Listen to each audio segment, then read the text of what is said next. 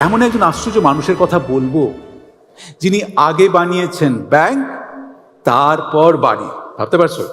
এই মানুষটি অসংখ্য মানুষকে দিয়েছেন আশ্রয়, মাথার ওপর ছাদ, আমরা তো বলি অন্ন, বস্ত্র, বাসস্থান। তিনি অসহায় মানুষদের জন্য বানিয়েছেন বস্ত্র ব্যাংক। এমন একজন মানুষকেই তো বলা যায় উজ্জ্বল এক নক্ষত্র, যিনি অন্ধকার শেষে সকলের জীবনে আনেন আশার আলো। ভর দুপুর, আলিপুরদুয়ারের বীরপাড়ার ডিমডিমা হাটখোলা। রাস্তায় একজন হাঁকছেন, তার পিঠে একটা বিরাট বস্তা। ফেরিওয়ালা নন, তিনি মানুষের কাছে জামা কাপড়ের ভিক্ষা করছেন।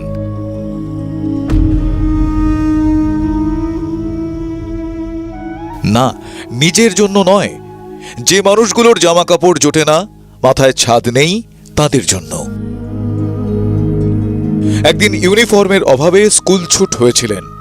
সে যন্ত্রণা আজও তাড়া করে বেড়ায় মানুষটাকে। তাই আজ তার এই ভিক্ষাবৃত্তি অসহায় মানুষের পোশাকের জন্য। তৈরি করলেন বস্ত্র ব্যাংক। শুধু ভিক্ষা করে নয়, নদীতে পাথর কেটেছেন, দিনরাত ট্যাক্সি চালিয়েছেন, নিজের জমা সঞ্চয়টুকুও দান করেছেন ভবঘুরে মানুষের পাশে থাকতে। শুধু একটা বস্ত্র ব্যাংকের পরিষেবা তো চলছিল, হঠাৎ দেখলেন রাস্তার ধারে পড়ে থাকা এক অসহায় বৃদ্ধ, জীর্ণ রুগ্ন এক মানুষ, সহায় সম্বলহীন। বাড়ি নিয়ে এলেন তাকে। বাড়িতেই শুরু হলো সেই বৃদ্ধের শুশ্রূষা। আর শুরু হলো আরও এক লড়াই, গৃহহীন মানুষদের মাথায় ছাদ দেওয়ার লড়াই। এই এনাকে আনার পরই না আমার এই মানুষগুলো খালি চোখে পড়া শুরু করে, যে এই অসহায় মানুষ কোথায় রাস্তায় পড়ে আছে, ডাস্টবিন থেকে তুলে খাচ্ছে, গায়ে কাপড় নেই, কতদিন থেকে স্নান করে নেই, স্মৃতিভ্রম হয়ে গেছে। তখন আমি ভাবলাম এই মানুষগুলোর জন্য যদি কিছু করা যায় আমার স্বল্প সামর্থ্যের মধ্যেই। নিজের সংসার চালিয়ে ক টাকাই বা রোজগার। এই আকাশ ছোঁয়া স্বপ্নকে বাস্তব করতে পাশে পেলেন দুই ছেলে ও স্ত্রীকে, কিন্তু বিধি বাম। দুর্ঘটনায় পড়ল ট্যাক্সি, বন্ধ হলো রোজগার, স্বপ্নগুলো খান খান। না, দমে যাননি তিনি। শুরু হলো এক কঠিন লড়াই। এবার পাশে পেলেন সরকারকেও। সরকারি জমিতে তৈরি হলো হেভেন শেল্টার হোম পরিবার। ছাদ পেলেন গৃহহীনরা। আজ 57 জন আবাসিক তাঁর হোমে। এবার লড়াই আরো কঠিন।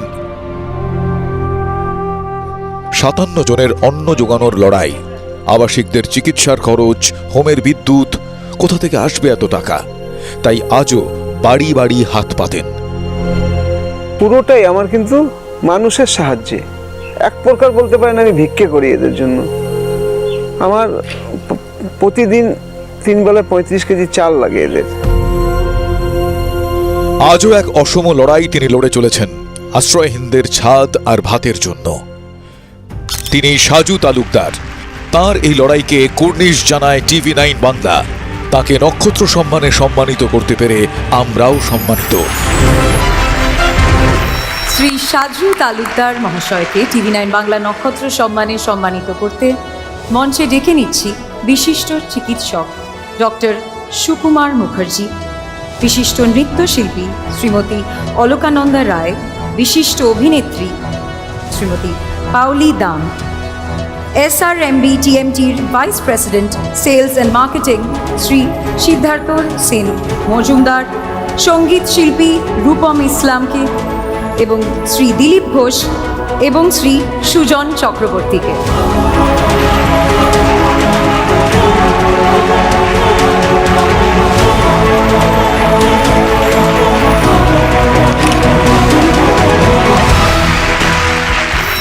আপনারা আমাকে ডুয়ার্স থেকে, সেই চা বাগানের গলিচা থেকে, মাদারিহাট ব্লক থেকে তুলে এনে যে এই সম্মানটা দিচ্ছেন, সত্যি আমি অবভূত। আমি ভাষায় প্রকাশ করতে পারছি না যে আমি এক প্রকার ভিক্ষে করি। আমার 57 জন আবাসিক, তারা বেশিরভাগই মানসিক রোগী এবং শারীরিকভাবে অক্ষম। মানুষের সবচেয়ে দরকারি খাদ্য, বস্ত্র, বাসস্থান, এটাই দেওয়ার চেষ্টা করছি শুধু ভিক্ষে করে, আপনাদের সাহায্যে। তো আমি এই কাজটা করে রাতের বেলা একটু ভালো ঘুমোতে পারি, সকালবেলা উঠে ওদের সাথে খুব কথা বলতে পারি, ওরা খুব ভালোবাসে। আমি এই যে কলকাতায় এসেছি, ওরা জানে, যারা একটু বুঝতে পারে তারা কিন্তু ব্যাকুল হয়ে আছে আমার সাথে ভিডিও কলে, তাদের সাথে কথা বলাতে হচ্ছে আমার মিসেজের। বড়দেরকে বলছি আমার জন্য আশীর্বাদ করবেন, যাতে যতদিন বেঁচে থাকি এই মানুষগুলোর জন্য একটু কাজ করতে পারি। অনেক অনেক ভালো থাকবেন সবাই, সবার সুস্থতা কামনা করি। অনেক অনেক ধন্যবাদ।